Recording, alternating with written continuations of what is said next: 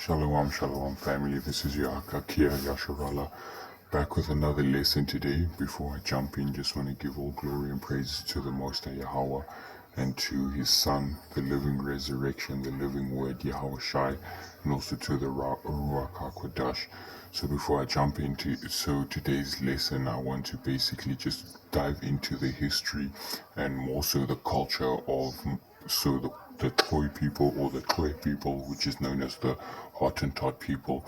And we just want to connect the dots and basically uncover more hidden history pertaining to South Africa and the hidden origins of our people, so-called colored people. So the reason why I'm specifically zoning in on the histories of the so-called colored people is to unify our people through the centuries of propaganda and the divide and rule which has been enforced on our people. So it's basically just to break down the stereotypes and to unify our people. So this is also not to neglect any of my so-called Nguni brothers and sisters. I just want to specifically focus on the so-called colored history so that all these rumors or misconceptions can be dispelled. So with no further ado, let me jump into the first slide that I want to discuss. So the first source that I want to go into and bring out is called The Jews and Moors of Spain by Rabbi Joseph Krauskop. And this is very interesting because specifically what I want to point out here is the founding of the Cape Colony. And on page 166 in the middle, it says, the second paragraph, the Jews who had been compelled to wander the wide world over had acquired a most perfect geographical knowledge which was serviceable to them now. It was through them that the existence of the Cape of Good Hope was made known to Europe. So, I find this like so interesting and very eye-opening. And, I believe that there's a very, very deep side of our history and that we're not aware of and that we're not taught of, because this is during the Moorish Empire when Jews, and when you're talking about Jews, it's people of color, the real, Israelites, they were banished to wander the ocean. And, it's so European, so it seems like our own people participated, within Europeans discovering South Africa. And it seems like, the ancient Jews already knew about, South Africa or the Cape of Good Hope way before, we have any of these history, books picking up. Like most history books in South Africa, they pick up at 1652. But here we see like another deep element and component, and another thing that was attached to this history of discovering other lands was the papal decree of 1455 that I also want to bring out. So here's the papal decree of 1455 by Nicholas V, praising Catholic King Alfonso of Portugal for his battles against the Muslims, endorsing his military expeditions into Western Africa, and instructing him to capture and subdue all Saracens, Turks, and other non-Christians to reduce their persons to perpetual slavery.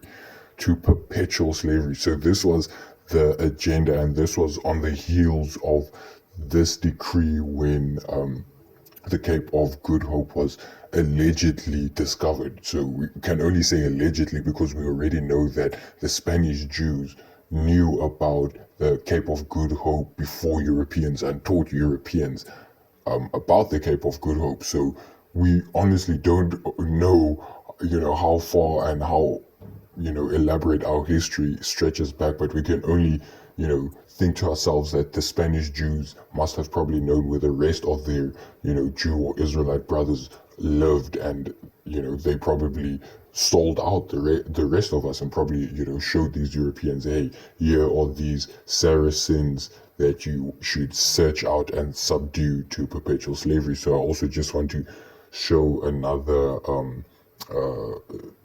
search on what the Saracens are and who are these people that they were specifically targeting. So this is just what Wikipedia says. Saracen was used as a term both by the Greek and Latin, but I want to skip here towards the end. It says the term's meaning evolved during its history of usage. During the Middle Ages, the term came to be associated with the tribes of Arabia. So that's basically code for them saying they were going after the Israelites, the people that descended from the Middle East. So, you know, to go in a little bit more deeper, I'm going to maybe go into another video where I discuss how they were specifically searching out people who were keeping the laws of Moses. And, you know, that's why it says in the papal decree, slavery was a Christianizing deterrent, because they were looking for a means and a ways to eradicate the true faith of the Most High, the laws of of Moses, and to establish their fake abomination of desolation with a fake, you know, white Jesus and all this nonsense. So I just want to play a clip just to explain the different tribes in Africa and who the Hamitic tribes are. Fulani, Tuareg, and Moors are not black people historically, meaning a part of the black race. Neither are Berbers or Tubus, Nubians, Abyssinians, Maasai, Tutsi, Somali. These people that I mentioned were grouped as Hamitic race by early European anthropologists. They divided Africa into two races, black people and Hamites. Here is an exhibit from Italian anthropologist Professor Sergei's book, The Mediterranean Races. Quote, I divide the Hamites of Africa into two great branches, the eastern branch in the northeast of the continent and the northern one. The eastern branch, ancient modern Egyptians, not including the Arabs, Nubians, Bejas, Abyssinians, Galas, Danankil, Somalis, Maasai, and Tutsi. Number two, northern branch, Berbers, Tubus, Fula or Fulbe, and Guanches of the Canaries. Professor Sergi would not be the only one. Everyone from De La Fosse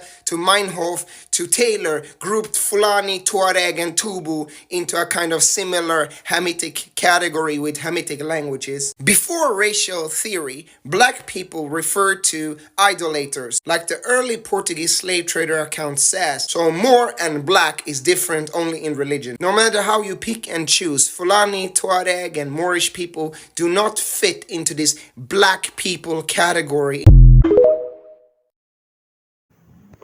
So just to give an understanding of what this brother meant by that these northern Africans are not classified as black people, meaning not Negroes. They're not classified with Negroes. And who are the Negroes?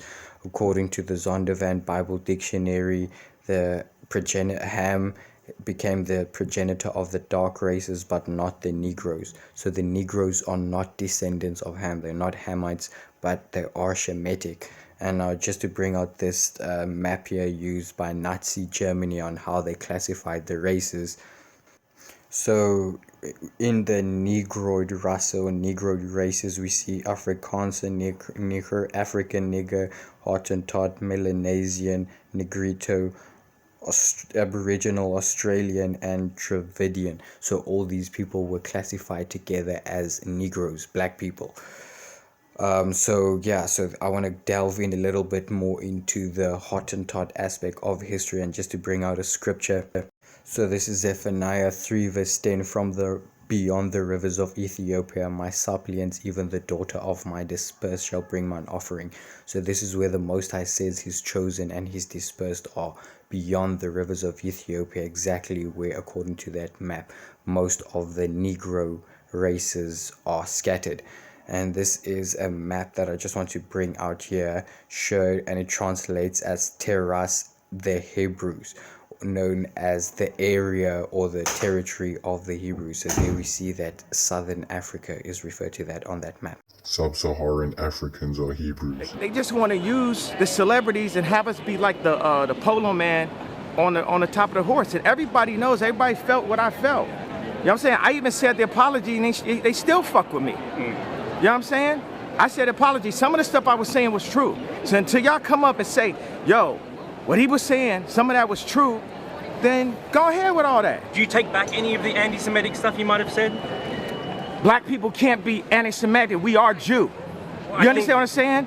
We are Jew. I think So cool out. Until you do your facts, until you really do the facts with the fake indoctrination that y'all pull into the schools and all that, you know what I'm saying? We're not following y'all rules. I mean, just like calling death con on Jews and that's like, do you take back any of that sort of more extreme stuff? You know said? what? For all the kids that love me, all the Jewish kids that love me, I'm sorry if y'all had to hear a grown-up conversation with us screaming at each other.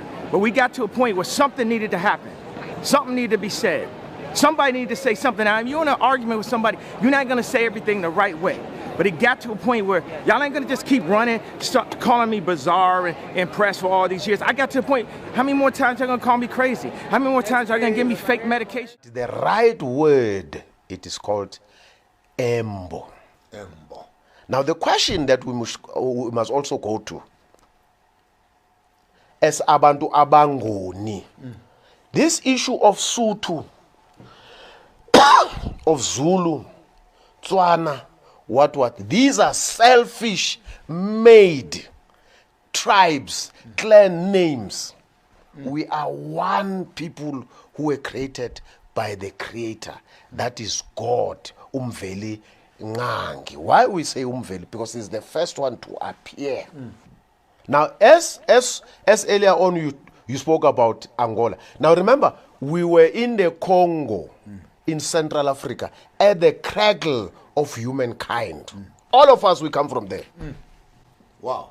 All of us, we can say whatever that we want to say. All Butwa people, we come from. All of us. You can say Bantu people. Congo. That's where we originate from. Because there was also this interesting article that I once read of Tanganyika. Yes.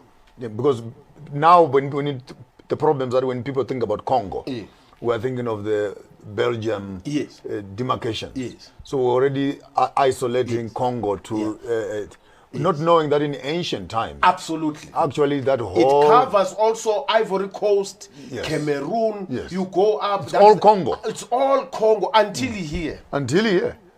Because the word in Shona, for example, Tanganyika, Tanga means begin. Yes. Nyika is the word. Yes. So to have even the words in our African culture, which still tell us of the cradle of mankind, it only remains a phenomenon. Always connect. Now, when you go back to the history again, where we came from, we were now moving around, as I said, the pubation stage, when a child has to... Absolutely. Now, I want to come back to say, now, these are people, some went up, some went down. Now, when you look at these people, then you find the Khoi, because the discussion is about the Khoi. But these are same brothers, same family, with the Zomos. On the top. On the top. Now, there is this breed that when you look at the map of Africa, you find from the Congo, when you move from the side of the sea of Angola, where do you go to?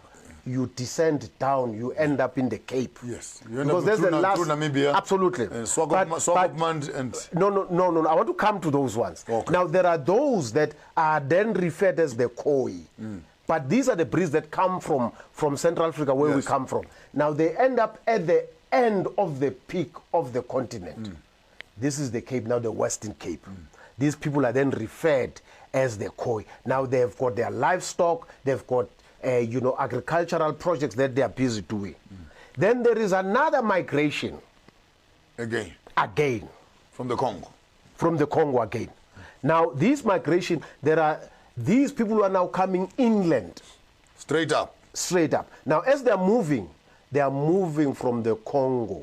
They're moving from Zambia to Angola. When you say, when you look at the map from Angola, where do you go? Do you go to Namibia? Yes. Then you find the desert. Now these are people who are now referred as the Sen. Now the word or the name called Sen, it is a name that what we refer as forages. What is forages? It is a name that it simply means people who are going around picking up things on the ground, who do not have their land, who do not have livestock, who do not do anything with agriculture, but they move around picking up things. That's the meaning of Sen. Who named them this? It is the Khoi again who gave this name. These people must be referred as the Sen, because these are people who are picking up things on the Yeah, ground. because this name is still there, Masena. Sen, absolutely. Yes, Sen, Absolutely. Senas. And, Absolutely. and by the way, on the same concept of Sen, Yes. that actually I want to agree with you. Yes. Because when you get to Mozambique, there are the Sena tribes there. Yes. So in terms of that language of Yes. picking things on the ground, Absolutely. the name actually sounds exactly the same. Now these are the Khois who then decides to name these people. Sen. Because these are people who do not have a sense of responsibility, who do not have their No, land. they're nomads. They are nomads, what we call hunter-gatherers. Now, when you go back again, now remember we've spoken about the Khoi, then there's this one who are moving now inland. Yes. There are those who are now living, who do not leave the Hope you all found that insightful. So we hear that, or come to find that the Khoi people migrated from the Congo and are brothers with the Tlomo people. So the Tlomo clan is a clan in the Zulu people. So we see that this thing of them perpetuating that the Khoi, the Qhwe, and the Nguni people are different. These are just classic divide and rule tactics.